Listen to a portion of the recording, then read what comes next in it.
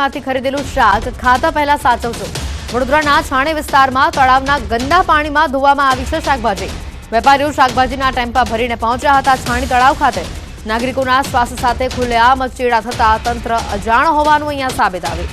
જે રીતે આ ઘટનાના દ્રશ્યો પણ સામે આવ્યા કે આ ગંદુ તળાવ કે જ્યાં કચરો લીલ જામેલી છે અને ત્યાં અહીંયા શાકભાજી ધોવામાં આવી રહ્યા છે। વધુ માહિતી મેળવીશું। હાર્દિક જોડાઈ ચૂક્યા છે ફોન લાઈન પર સંવાદદાતા। હાર્દિક, આ ખૂબ જ ચોંકાવનારા દ્રશ્યો છે વડોદરા વાસીઓ માટે અને સમગ્ર રાજ્યવાસીઓ માટે પણ। બિલકુલ થી જો આપણે નાના હતા ત્યારથી આપણા વડીલો પાસેથી સાંભળતા હતા કે શિયાળામાં લીલા શાકભાજી ખાવાથી સ્વાસ્થ્ય સારું થાય, પરંતુ વડોદરા શહેરમાં પરિસ્થિતિ અલગ છે। વડોદરા શહેરમાં જો શિયાળામાં લીલું શાકભાજી ખાતું તો સ્વાસ્થ્ય સારું થવાના જગ્યાએ જે છે તે બગડી જશે, કારણ કે આ દ્રશ્યો છે ખૂબ જ ચોંકાવનારા દ્રશ્યો કહી શકાય।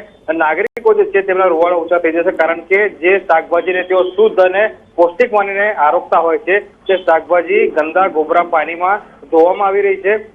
એકાદ વેપારી આ રીતે શાકભાજી ધોવે તો વાત લેખે લાગે, વ્યાજબી લાગે, પરંતુ આખા ટેમ્પા ભરીને જે વેપારીઓ છે છાણી તળાવ ખાતે પહોંચી ગયા હતા અને જે શાકભાજી છે તે માર્કેટમાં પહોંચાડતા પહેલા ત્યાં ધોવામાં આવી હતી અને ત્યારબાદ એ શાકભાજી જુદા જુદા માર્કેટમાં જે છે તે પહોંચાડવામાં આવે છે। ઉલ્લેખનીય બાબત છે કે આ પ્રકારની ગતિવિધિ થતી હોય ત્યાં જો સામાન્ય નાગરિકની નજર જતી હોય તો પછી વહીવટી તંત્રની નજર કેમ નથી જતી, તે સૌથી મોટો સવાલ જે છે તે અહીંયા ઉઠવા પામી રહ્યો છે। આભાર માહિતી બદલ। મોરબીમાં તોફાની તત્વોનો આતંક સામે આવી રહ્યો છે। આવારા તત્વોનો મોબાઈલના દુકાનદાર પર હુમલો સામે આવ્યો। બે અજાણ્યા ઈસમોએ દુકાનદારને માર માર્યો। દુકાનમાં આવેલા બે ઈસમોએ દુકાનદારને ઢોર માર માર્યો અને આખી આ ઘટના સીસીટીવીમાં કેદ થઈ છે। હાલ આ સીસીટીવી ફૂટેજ પણ વાયરલ થયા છે। આવારા તત્વો વિરુદ્ધ કડક કાર્યવાહી કરવાની લોકોમાં માંગ ઉઠી છે। ઘટનાના આ દ્રશ્યો સામે આવતા આસપાસના દુકાનદારોમાં પણ રોષ છે। વધુ માહિતી મેળવીશું। અતુલ જોડાઈ ચૂક્યા છે ફોન લાઈન પર। અતુલ, ફરી એકવાર આવારા તત્વોની આ ગુંડાગર્દી અહીંયા સામે આવે છે, વધુ માહિતી શું? હાલ કયા પ્રકારની કાર્યવાહી આ ઘટનાને લઈને હાથ ધરાઈ? જી હેતવી, ચોક્કસથી જે મોરબી પંથકમાં છેલ્લા કેટલાક સમયથી જે આવારા તત્વોનો આતંક સામે આવી રહ્યો છે તો પોલીસ દ્વારા પણ જાહેરમાં સરઘસ કાઢીને તેની સાણ ઠેકાણે લાવવામાં આવી રહી છે, પરંતુ આજે ફરી જે દુકાનદાર છે, જે આશાપુરા મોબાઈલ નામની દુકાન છે, તે દુકાનદાર પર બે વ્યક્તિઓએ હુમલો કર્યો હતો અને બે વ્યક્તિઓ હુમલો કરી અને તેને ઈજા પહોંચાડી હતી। હાલ આ ઘટનાના સીસીટીવી વાયરલ થયા છે અને પોલીસે સીસીટીવીના આધારે તપાસ હાથ ધરી છે। હેતવી, આભાર માહિતી બદલ। અમરેલી પંથકમાં તસ્કરોનો તરખાટ સામે આવી રહ્યો છે। સતત બીજા દિવસે ઘરફોડ ચોરીનો બનાવ સામે આવ્યો। દેરડી ગામમાં એક સાથે 3 મકાનમાં તસ્કરો ત્રાટક્યા। લાઠી તાલુકાના જાનબાઈ દેરડી ગામમાં એક સાથે 3 મકાનમાં ધોળા દિવસે તસ્કરો ત્રાટક્યા। જુદા જુદા 3 મકાનોમાં સોના ચાંદી દાગીના રોકડ રકમ મળીને કુલ 1,74,000ની ચોરી કરવામાં આવી। રહેણાંક મકાનના સીસીટીવી કેમેરામાં કેટલાક શંકાસ્પદ વ્યક્તિઓ કેદ થતા પોલીસે તપાસ હાથ ધરી। વધુ માહિતી મેળવીશું। રાજન જોડાઈ ચૂક્યા છે ફોન લાઈન પર। રાજન, થોડા દિવસે 3 મકાનમાં તસ્કરો ત્રાટક્યા। આ વિસ્તારના સ્થાનિકોમાં ભયનો માહોલ છે હાલ। બિલકુલ હેતુ, આમ વાત કરવામાં આવે તો છેલ્લા 2 દિવસમાં લગભગ 5 ચોરીને અંજામ તસ્કરોએ આપ્યો છે। ગઈકાલે પણ પીપાઓ નજીક ચોરીનો બનાવ બન્યો હતો અને ફરી એકવાર લાઠીના જાનબાઈની દેરડી ગામે એક સાથે 3 મકાનોના તાળા તૂટ્યા છે। લગભગ 2.5 લાખથી વધુની મત્તાની ચોરી થઈ છે। તસ્કરો છે સીસીટીવી કેમેરામાં પણ કેદ થયા છે, પરંતુ હજુ સુધી તેઓ પોલીસ પકડથી દૂર છે। જી આભાર રાજન માહિતી બદલ। આવી જ ઘટના સામે આવી છે બનાસકાંઠાથી કે જ્યાં ઠંડી વધતા તસ્કરો બેફામ બની રહ્યા છે। પાલનપુરમાં મોબાઈલની દુકાનમાં તસ્કરો ત્રાટક્યા। દુકાનના તાળા તોડવાનો પ્રયાસ કર્યો। ઘટના આખી સીસીટીવીમાં કેદ થઈ છે। રાત્રે 10 વાગ્યાની આસપાસ તસ્કરોએ મોબાઈલ રિપેરિંગની આ દુકાનના તાળા તોડવાનો પ્રયાસ કર્યો હતો। શહેરના પૂર્વ પોલીસના પેટ્રોલિંગ સામે હવે અનેક સવાલ ઉભા થઈ રહ્યા છે। આ ઘટનાને લઈને દુકાન માલિક દૌલતભાઈ માળીએ પાલનપુર પૂર્વ પોલીસ મથકે જાણ કરી હતી।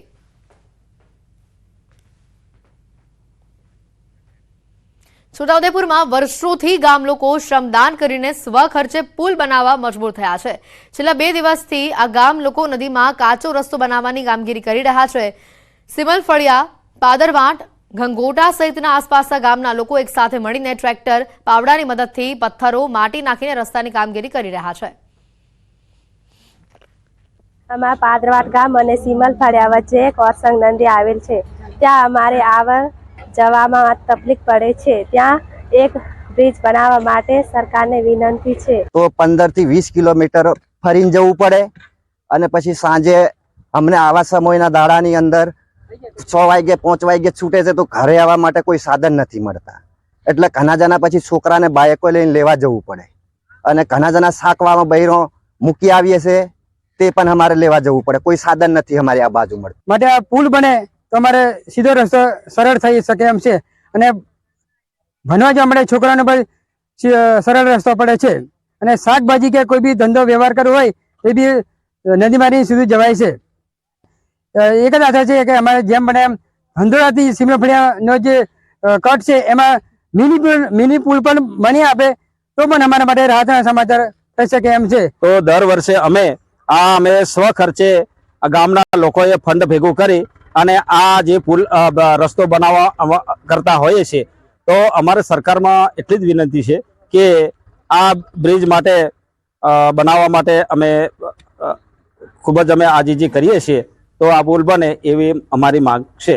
ઓછામાં ઓછા લોકો છે ને 2000-3000 જેવા જોડાય, 6 થી 7 લાખ જેવું થાય એટલી જ સરકાર જોડે કે અમુને પુલ બનાવી આપે. જૂનાગઢમાં દુષ્કર્મના આરોપીનો આપઘાત સામે આવ્યો છે. આરોપીએ ઝેરી દવા પી આત્મહત્યા કરી. 7 દિવસ આ પેરોલ પર ઘરે આવ્યો હતો કેદી. ફરી જેલમાં જવાના ડરથી જીવન ટૂંકાવવાની ચર્ચા સામે આવી છે. મિતુલ બારૈયા નામના આરોપીએ આત્મહત્યા કરી છે. વડોદરામાં દુષ્કર્મના આરોપીનો આપઘાતનો પ્રયાસ સામે આવ્યો છે. સિટી પોલીસ મથકના બાથરૂમમાં તેણે આપઘાતનો પ્રયાસ કર્યો. આરોપીએ ચાદરના છીડાથી ગળે ફાંસો ખાવાનો પ્રયાસ કર્યો. કેદીને સયાજી હોસ્પિટલમાં સારવાર માટે ખસેડાયો છે. શાંતુ નીનામાએ શ્રમિક યુવતી પર દુષ્કર્મ કર્યું હતું. 8 વર્ષ પહેલા શ્રમિક યુવતી પર આરોપી અને અન્ય 4 ઈસમોએ ગેંગરેપ કર્યો હતો.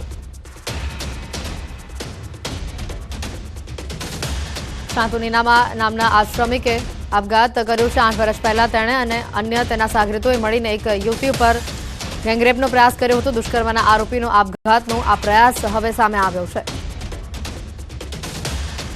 સિટી પોલીસ મથકના બાથરૂમમાં તેણે આપઘાતનો પ્રયાસ કર્યો હોવાનું સામે આવ્યું છે. કેદીને સયાજી હોસ્પિટલમાં સારવાર માટે હાલ ખસેડવામાં આવ્યો છે.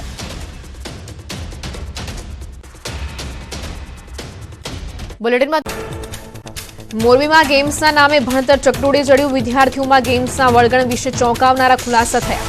ગેમ રમવા માટે વિદ્યાર્થીઓ શાળા કોલેજ નથી જતા તો અમુક વિદ્યાર્થીઓ ગાર્ડનમાં પબજી ગેમ રમવા બેસી જતા હોવાનો થયો ખુલાસો. ભણતરના ભૂત સામે ન્યૂઝ 18એ કર્યું રિયાલિટી ચેક. બગીચામાં ગેમ રમતા ઝડપાતા વિદ્યાર્થીઓએ બગીચામાં નાસભાગ કરી તો અમુક દિવાલ કૂદીને ભાગ્યા. વિદ્યાર્થીઓના ગેમ્સના ભૂત અંગે બગીચાના કર્મીઓએ લેખિત રજૂઆત કરી. જામનગરના હાપા માર્કેટમાં ડુંગળીની રેકોર્ડ બ્રેક આવક. માર્કેટ બહાર 225થી વધુ વાહનોના થપ્પા લાગ્યા. હાપા માર્કેટિંગ યાર્ડમાં આજથી ડુંગળીની આવક બંધ કરાઈ. નવી જાહેરાત ન થાય ત્યાં સુધી હાપા યાર્ડમાં ડુંગળીની ન લાવવા ખેડૂતોને અપાઈ સૂચના.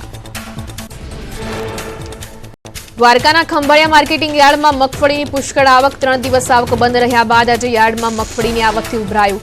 યાર્ડમાં મગફળી ભરીને આવતા વાહનોના થપ્પા લાગ્યા. હરાજીમાં 20 કિલો મગફળીના 800 થી 1000 રૂપિયા સુધીના ભાવ બોલાયા. ભરૂચના અંકલેશ્વર હાંસોટ રોડ પર અકસ્માત. ટ્રકની અડફેટે બાઇક સવારનું મોત થતા દોડધામ. મૃતક હાંસોટના રામનગરનો રહેવાસી હોવાનું સામે આવ્યું. પોલીસે હાથ ધરી તપાસ. રાજકોટના ગોવર્ધન ચોક ખાતે બીઆરટીસી રૂટ પર અકસ્માત. ડ્રાઈવરે સ્ટીયરિંગ પરથી કાબુ ગુમાવતા બસ સ્ટોપમાં અથડાઈ ઇલેક્ટ્રિક બસ. અકસ્માતમાં કોઈ જાનહાનિ નહીં. માંગરોળના વાંકલ મુખ્ય માર્ગ પર બેફામ દોડતી ટ્રકોમાંથી પથ્થરો પડ્યા. નાના વાહનો પર સર્જાયું જોખમ. સરકારી કોલેજ પાસે પથ્થરો પડતા વિદ્યાર્થીઓને ભારે હાલાકી. ટ્રક ચાલકો વિરુદ્ધ કાર્યવાહી થાય તેવી સ્થાનિકોની માંગ. વલસાડમાં કચરાના ઢગલામાં મળ્યા આધાર કાર્ડ. વલસાડના હાલા રોડ પર કચરામાં આધાર કાર્ડનો જથ્થો મળતા ઉઠ્યા સવાલ. આધાર કાર્ડને કચરામાં કોણ ફેંકી ગયું તેની થશે તપાસ. મધ્યપ્રદેશના બરહાનપુરમાં ચિત્તો કેમેરામાં કેદ થયું. નેપાલનગર વન વિસ્તારમાં ચિત્તાના આટાફેરા સ્થાનિક ફોટોગ્રાફર કેમેરામાં કેદ કર્યા. નાઇટ કેમેરામાં ખોખાર ચિત્તાની ઝલક જોવા મળી. વિડીયો સોશિયલ મીડિયામાં વાયરલ. રાજસ્થાનના ઝુંઝુનુમાં તસ્કરો બન્યા બેફામ. કુંભનાથ બ્રહ્મા બગીચી બહાર પાર્ક કરેલી બાઇક ચોરીને 2 ગઠિયા રફુચક્કર થયા. પોલીસે સીસીટીવીના આધારે હાથ ધરી તપાસ. રાજસ્થાનના શ્રીગંગાનગરમાં ચોરોએ હદ વટાવી. લોખંડની દુકાનમાં ચોરી કરવાનો નિષ્ફળ પ્રયાસ સીસીટીવીમાં કેદ થયો. સીસીટીવી કેમેરામાં તોડતા શખ્સો કેમેરામાં કેદ થયા. પોલીસ શખ્સોને ઝડપવા ચક્રો ગતિમાન કર્યા. ઝારખંડના ધનબાદમાં ચોરોનો તરખાટ, ઓફિસમાં મૂકેલું લોકર ઉઠાવી ગયા ચોર. શખ્સોએ ઓફિસના ભંગાર પર પણ કર્યો હાથફેરો. 10 લાખની રોકડ સહિત ભંગાર લઈને ફરાર થયા ચોર. પોલીસે સીસીટીવીના આધારે શખ્સોને પકડવા તજવીજ હાથ ધરી. ઝારખંડના ગુમલામાં ચોરોએ એમ્બ્યુલન્સને પણ ન છોડી. સદર હોસ્પિટલના કેમ્પસમાં પાર્ક કરેલી એમ્બ્યુલન્સ લઈને ફરાર થયા ચોર. એમ્બ્યુલન્સ ચોરીની ઘટના સીસીટીવીમાં કેદ. પોલીસે ચોરોને પકડવા તજવીજ હાથ ધરી.